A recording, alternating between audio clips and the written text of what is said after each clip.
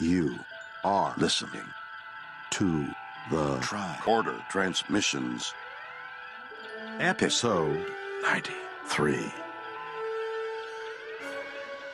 And now, here are Craig and Jeff.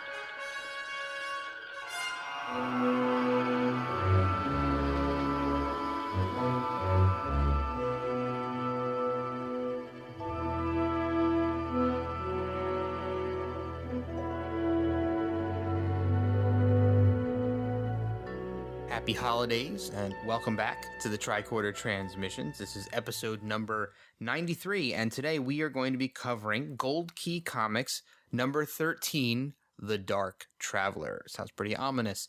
We are your hosts, Jeff Hewlett. And Craig Cohen. Always happy to be here. Awesome, man. So glad to be back with you again, and we are diving into yet another, what I think is actually a pretty cool comic. Oh, yeah. This definitely is one of those action-packed issues where the story moves at a pretty quick pace. Yeah, so we are still with writer Len Wein. The artist is still Alberto Giolitti, so no changes from previous issues. This was published in, I think, February of 1972, so we're getting closer and closer to the debut of the animated series. This issue weighs in at the standard 32 pages, cover price of 15 cents.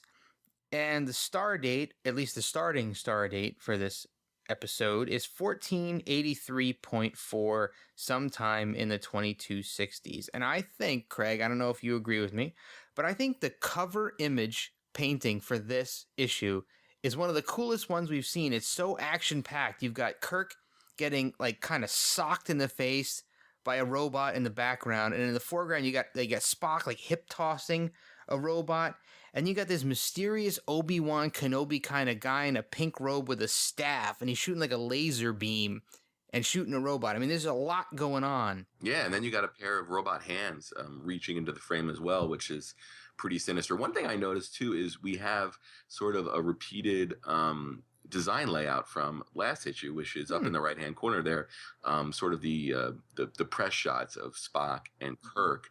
So I guess that'll be a trend moving forward. Yeah, I guess they still want to use that to familiarize the readers with what they're going to be seeing. I think it doesn't really look good design-wise. No. I think it covers up part of the painting. Yeah, and they pick these garish colors for those press shots, but maybe hopefully in the future they'll start to revise that a little bit. But I think there's a really cool quote here, and it says on the cover, it says, Steel Sentries challenge a returning space traveler and his Enterprise guests. I think it's pretty fitting for what we're going to experience. So opening the front cover, we get the traditional splash page, which gives a little bit of a spoiler as to some of the things that are going to happen in this issue. And there's a quote on that page, which I'll read now. It says, "What is the aftermath of utopia?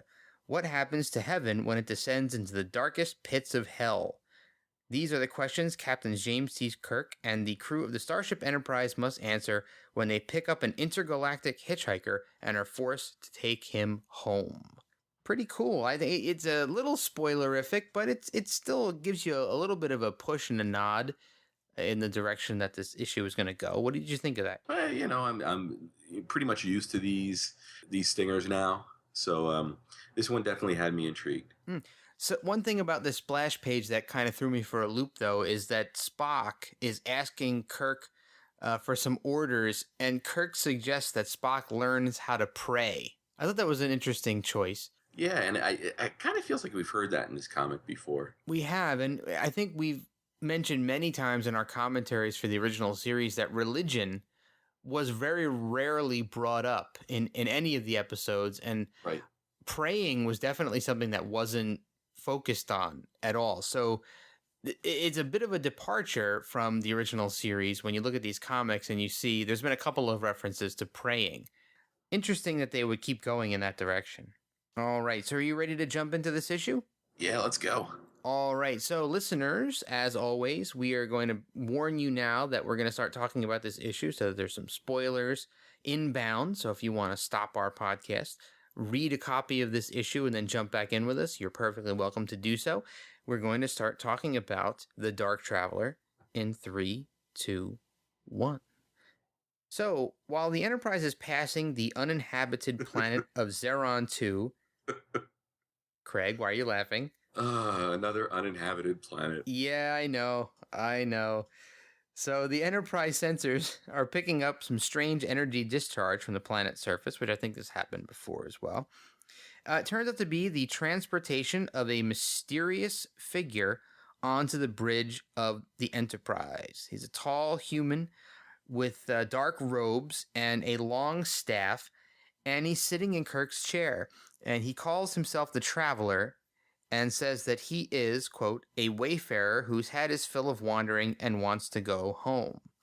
The Traveler easily takes over the ship, locks down the systems, and the crew has no control over anything. And as he does so, Scotty is a little bit shocked by what's going on and requests the Traveler relinquish control of the ship to him. And in doing so, the Traveler decides that he must make a statement and punish Mr. Scott by shooting some energy out of his staff that he's holding.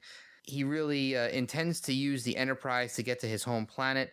And in doing so, he causes the Enterprise to increase speed to some dangerous warp factors, which it's not designed to do. But by his powers, he's also able to somehow reinforce the atomic structure of the Enterprise to be able to sustain these types of forces beyond what it's designed to do. Just at that point, Bones storms onto the bridge and demands an explanation as to what's going on. So, Craig, I think we're going to stop here and talk a little bit about what's going on. And I guess we'll start off with what you were laughing about. So the captain's log is a stardate 1483.4, and he makes special point of mentioning the fact that they're passing an uninhabited planet. And as you pointed out, Craig, the planet did in fact turn out to be inhabited. Yeah, it almost seems like a running gag at this point. Like they do that to go out of their way to say, it almost seems like it might have been an inside joke at this point. Yeah, really. This seems like almost every single issue starts out the same way.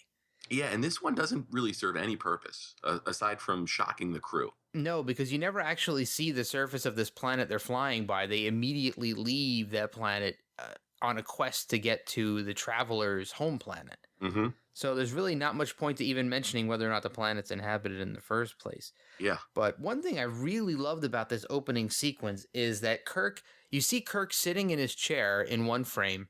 He gets up and moves over to where Mr. Spock is sitting to look at an instrument. And at that point, the Traveler beams himself on board the ship, and Kirk and Spock both turn their heads backward to see the Traveler sitting in Kirk's chair. Mm-hmm. I thought that was a very show-like moment. Yeah. I mean, the entire setup so far, except for the stinger, it definitely felt like a sequence that we would see on the original series. Yeah, and actually, it reminded me of something even more forward in the future. This reminds me of something that Q would do on The Next Generation. That kind of just like a pop in, and he's sitting in Picard's command chair, kind of smug like. It really felt like that kind of a moment to me. No, totally. Yeah, so on page 4, panel 2, I thought this was probably one of the coolest moments of the entire comic. The Traveler mentioned that he learned how to teleport himself onto the ship during his stay with the Organians. And we will remember that the Organians are the peaceful and non-corporeal energy beings from the original series episode, The Errand of Mercy. Oh, right. Yeah, so we met the Klingons on that episode. Oh, yeah. And we also got another show callback, at least in the design of the Traveler. It really made me feel like, it was sort of a callback to the Return of the Archons. Yeah, the Landru, his guys with the staffs. Mm-hmm. Yeah, definitely. He definitely did look like that. And the bottom right section of the page that you mentioned kind of looks like Patrick Stewart, no? Oh, yeah, look at that. Nice. You're good at picking up those visual cues. Yeah. Or the guy that was the leader of the mercenaries in Rambo 4. Oh, okay, yeah. No, yep. They kind of do look a little bit alike, don't they? Especially with the hood on. Yeah, there's the other sly tie-in here. I noticed, though, one thing about Scotty in this episode. He's on the bridge at the helm, and his hair color is brown this time, and he's wearing a yellow shirt.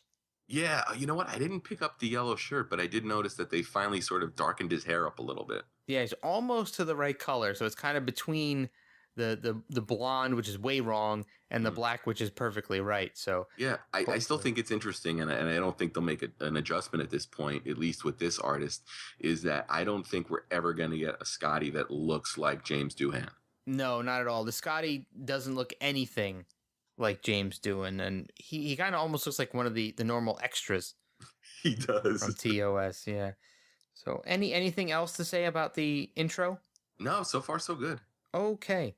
So the traveler launches into his backstory, telling the tale of how his homeworld was a utopian paradise, that his people were so advanced that they built robots to serve them and embraced a life of leisure, and so much so that their entire society stagnated and they lost any ambition with which to improve themselves. He goes on to explain that he wanted more for himself out of life, so he decided to flee his home planet and travel the universe in search of questions of life. And he traveled all over the place, witnessing newborn races who struggled for survival. He spent time with stellar scholars and mystics to learn supernatural ways. He journeyed to see civilizations that were old before Earth was even formed.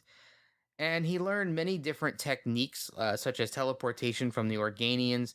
But after seeing star systems die and galaxies crumble, he's kind of grown tired and bored and is ready for a rest and wants to return home. He goes on to admit that he would not have stolen the Enterprise if he'd had the energy to return home himself. Kirk has had enough and demands that control of the Enterprise be restored to him. But just as he does so, the Enterprise arrives at the traveler's home planet. So the ship's crew are immediately given control back, and Nomad is about to leave when Spock decides that the mission of the Enterprise is important and they must also go down to the planet with Nomad and witness this utopia for themselves. So here's another logical stopping point, Craig. I want to say that this robot serviced utopia concept feels really, really similar to me. And I think we saw something extremely close back in the City Builders issue, which was issue right. number 3 of Gold Key. Mm-hmm. Good catch. Yeah, same exact kind of thing.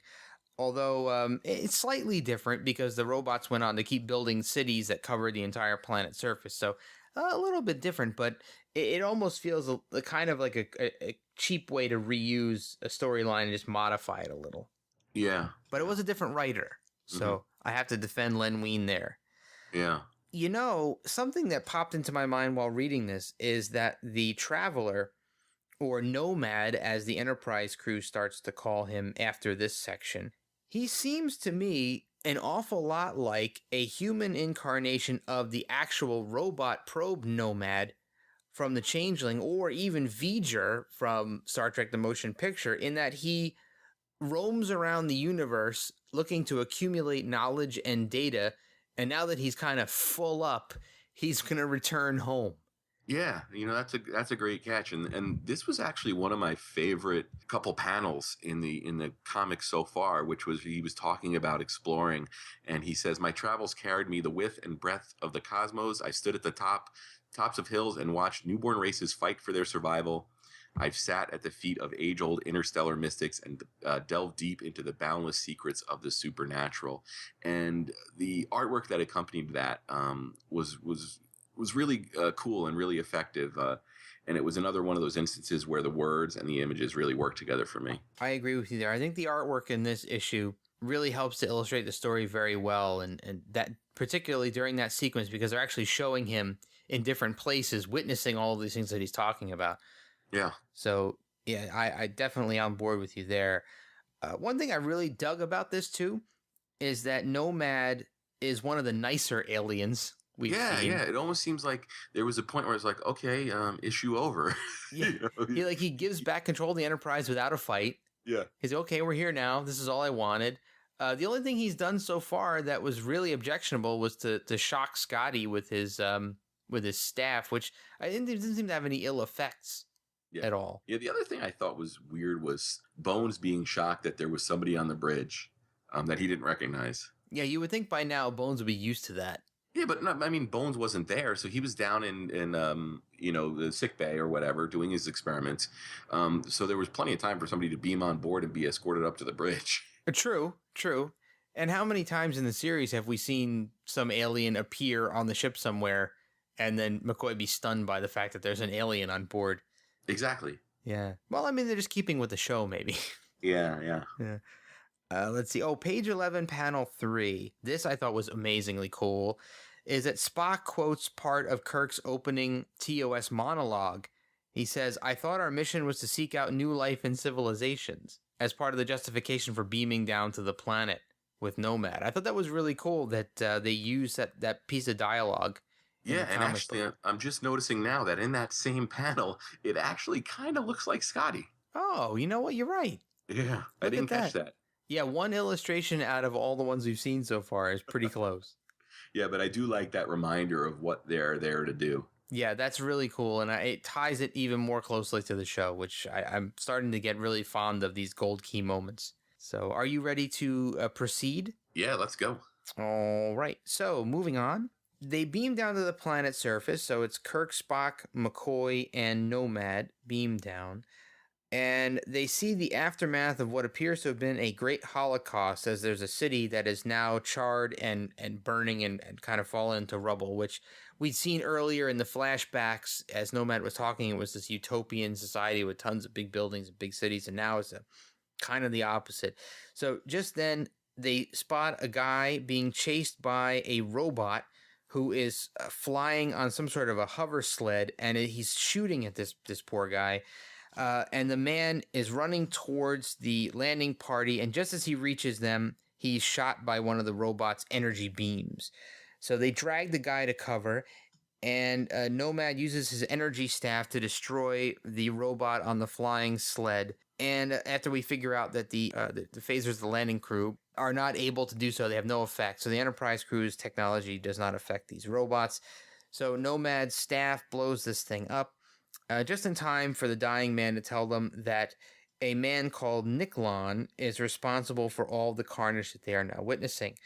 Niklon turns out to be the Traveler's brother, and he's been responsible for running the robot production and programming facilities for all of the recent years of this planet. So over that time, he has altered the robots' controls, so they were all under his command, under the illusion of being servants.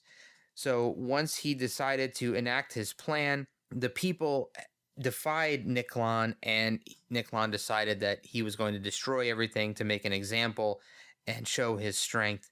So after finishing this story, the poor man dies. The Traveler then vows to stop Niklon, and Kirk decides to help them. Kirk tries to call the Enterprise and discovers that once again their communications are useless as they are being jammed. So the four folks travel together to the City of 1,000 Lights aboard a magical flying carpet that the Traveler's multi-purpose staff enables. So let's stop again here, Craig. There's another captain's log prior to this, and it says, "Stardate unknown. We have been mysteriously boarded by a black-garbed alien we've named Nomad, who has commandeered the Enterprise to return him to the utopian planet he calls home. Upon reaching the planet, First Officer Spock, Dr. Leonard McCoy, and I have been beamed down with Nomad, only to discover the gleaming crystal towers that once stood here had been reduced to ashes." Pretty cool captain's log, actually. Yeah. Kind of sounds like something Kirk would have actually recorded on the show. Oh, yeah, totally.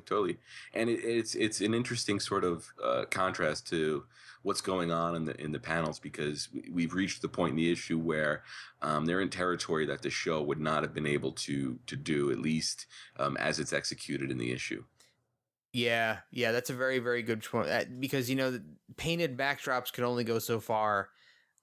They probably could not have recreated the ruined city and the flying robot on the sled and the laser beams, and that might have been a little too much for the budget. But this could be something cool for Star Trek 2017. Yeah. If any of those folks are listening, you might be able to reuse this story with our current technology. What did you think, Craig, of the flying carpet thing. It looked kind of metallic to me, and Nomad was powering it by pushing thrust out of the back of his staff. Yeah, I thought it was kind of neat. I didn't think it wasn't something I expected, thematically. They hadn't set it up as sort of like an Aladdin type planet or anything like that. But, it's kind of a neat little gimmick. And I like how comfortable Kirk looks on it. Yeah, it's kind of strange that all those guys, they jump on this thing and they all look kind of chill. Mm-hmm. They look kind of relaxed on it. Now, I think if I was suddenly lifted up on some sort of a magic carpet, I'd be in a little bit of a shock. Yeah. But I guess after all they've been through. Yeah. It's funny that Spock seems like the only one that's really sort of, not believing what they're actually experiencing. And you would think it would be the other way around. You think Spock would be cool with it and the other two would be a little bit more alarmed. Yeah. Yeah. Page 18, which in the last panel, I thought this was really cool. We find that Spock is trained in the arts of intergalactic combat. I loved that line. Yeah, it was great. So he's fighting off a robot and he's kind of tossing this robot around, and Spock makes a remark that the robot was not capable of responding to intergalactic combat. So I guess there is some sort of I guess now in our own time we have, karate and kung fu and taekwondo and jiu-jitsu and all these different things. But I guess in the future we have intergalactic combat, quote unquote. Any other thoughts on this section?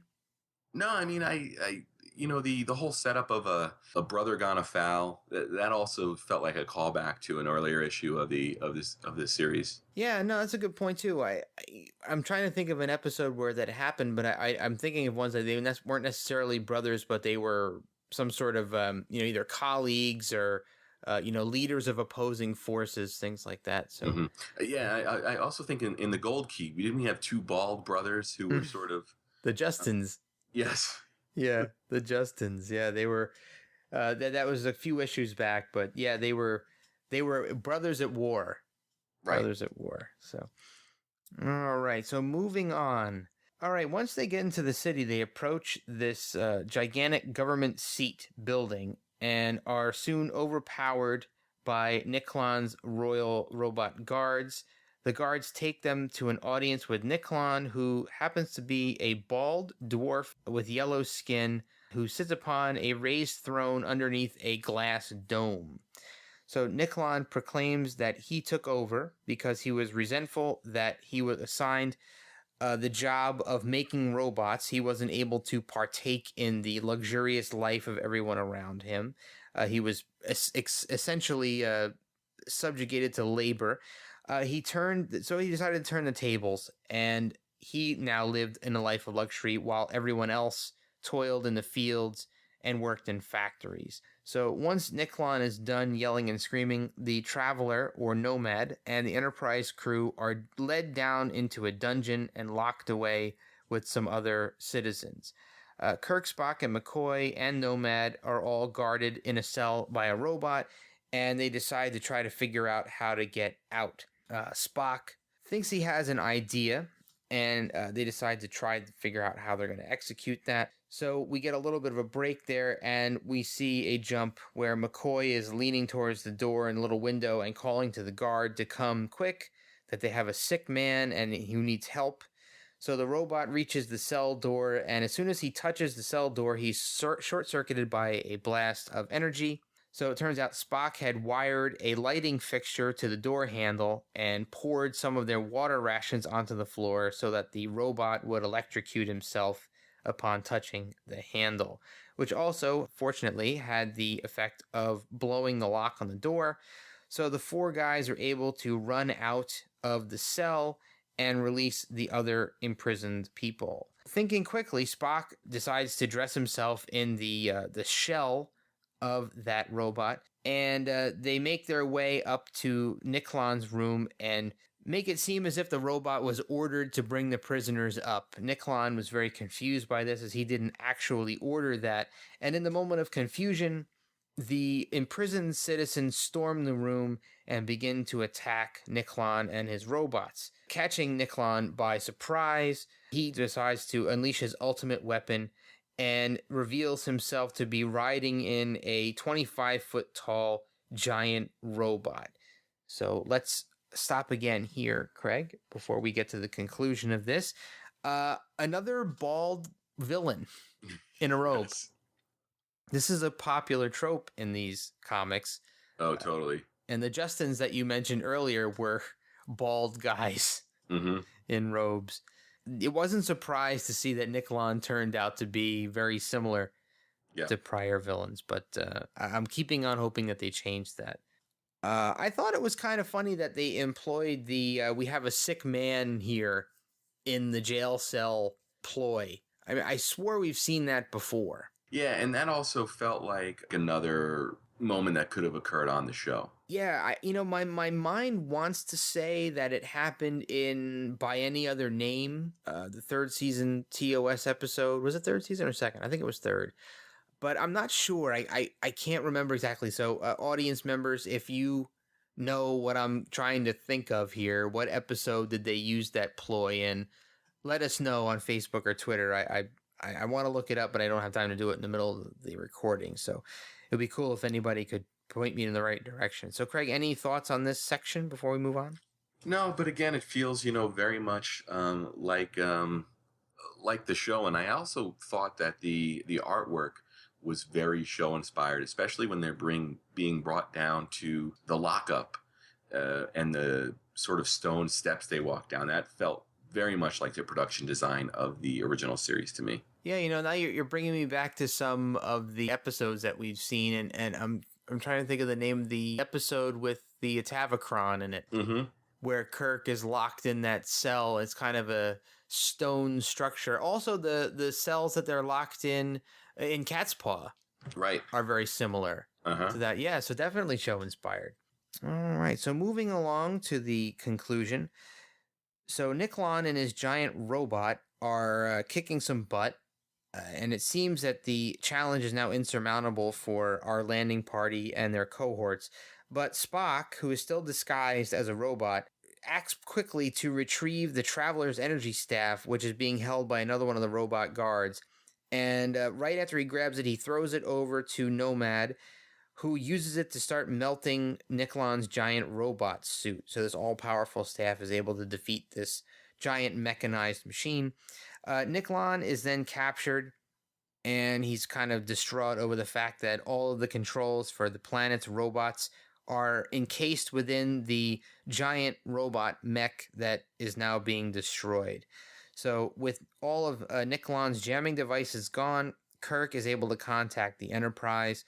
Scotty informs him that up to just a moment ago, the ship had been locked in some sort of a stasis state, but now is free to move again.